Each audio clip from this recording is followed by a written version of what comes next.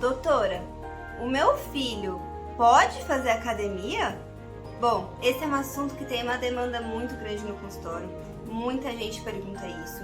E eu achei muito legal trazer isso para vocês, porque antigamente a gente achava que não poderia fazer musculação. A criança, né, o adolescente, para adolescente não poderia fazer musculação, que poderia deixar ele baixinho, que poderia atrapalhar a saúde. E hoje em dia isso mudou, tá? Então, eu vou deixar aqui em algum lugar esse estudo que foi publicado ano passado e que a gente percebeu que a academia, a musculação, treino de peso, né, o treino que envolve peso, ele aumenta o recrutamento das células nervosas daquele local do corpo. Então, a criança não vai ficar hipertrofiada, musculosa. Não, não é isso. Ela vai recrutar os neurônios para que no momento em que ela entrar na puberdade, os hormônios que promovem a hipertrofia do músculo, eles consigam agir de forma diferente da criança que não fez o exercício.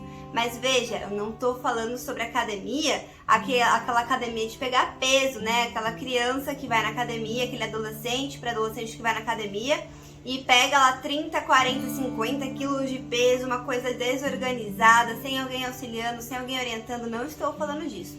Estou falando de exercícios em que você aguente o próprio peso do corpo, exercícios com impacto. Por que tudo isso é importante? Hoje em dia a gente sabe que para o osso ficar forte, ele precisa de ter impacto, ele precisa de trauma no osso.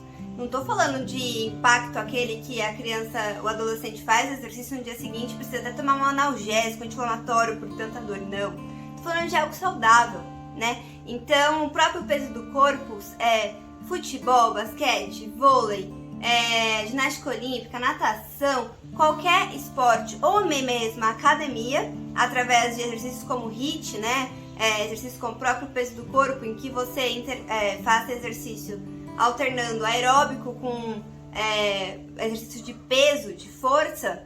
Esse exercício é o ideal para o seu filho. Doutora, qual que é o melhor esporte para ele? Eu diria que qualquer um, desde que seja um esporte bem orientado e que não lese o músculo, né? Então, o que adianta a criança jogar 10 horas de tênis consecutiva e aí depois lesionar algum músculo do ombro, alguma coisa, ficar parada um ano? Isso não resolve nada, isso só atrapalha a criança. Agora, o que é doença de verdade? Doença é o sedentarismo, gente, tá? O sedentarismo, ele aumenta a obesidade, o sedentarismo muda os nossos hormônios, nosso corpo não foi feito para ficar parado, né? Então, a gente sabe disso, agora a gente precisa colocar em ação. Muitos pais me falam, mas à noite eu deixo ele na tela, né, no computador, videogame, televisão, celular, tablet, porque ele não tem o que ficar fazendo. E eu me pergunto, gente, o que as pessoas faziam antes de ter tudo isso?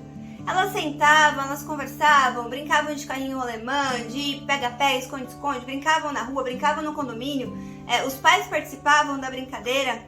Então, é disso que eu tô falando. Se a sua criança, se o seu filho não ficar com você fazendo isso, ele vai só ter a tela para fazer à noite ou à tarde, né? Enquanto você tá trabalhando. Então a gente precisa ocupar o tempo dos nossos filhos com esse tipo de atividade, tá? A melhor opção de exercício, tanto para as crianças, tanto para os adolescentes, quanto para os adultos, é o exercício combinado, que combina um pouco de musculação, exercício de força e um pouco de aeróbico, tá? E a gente sabe que tem que ter um exercício um pouco mais intenso, né? Moderado para intenso. Então não adianta jogar alguma coisa, brincar de alguma coisa ou fazer uma academia que você não tá nem saindo cansado. Não, a gente tem que ter um esforço para aquilo. Guardem isso que eu vou dizer. Exercício físico, ele é preventivo, tá? Ele é tratamento. Então, se você ainda não é obeso, você precisa fazer exercício físico. E eu não tô falando só de obesidade, tô falando de saúde. O exercício físico, ele libera hormônios durante a realização do exercício, tá? Então, existem hormônios que são liberados, leptina, exercinas.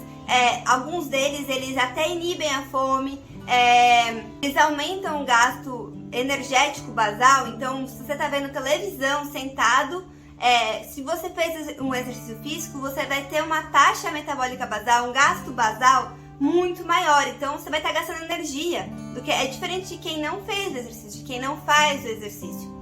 E mais importante de tudo, preserve a sua massa magra. Massa magra é um músculo, tá? Então a gente precisa de academia, a gente precisa de exercício de força.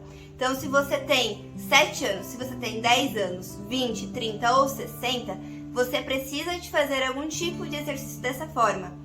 Claro que bem orientado, se você não pode pagar um personal, vai, acompanha seu filho algum dia na academia, vê como que tá fazendo, vê se tá tudo certo. A melhor pessoa pra ver isso é os próprios pais, é a mãe, acompanhar um dia, ver como que tá fazendo, né? Separar um tempo pra investir nisso, porque depois a gente vai gastar em remédio e nem o remédio vai ser suficiente. Então a gente precisa prevenir.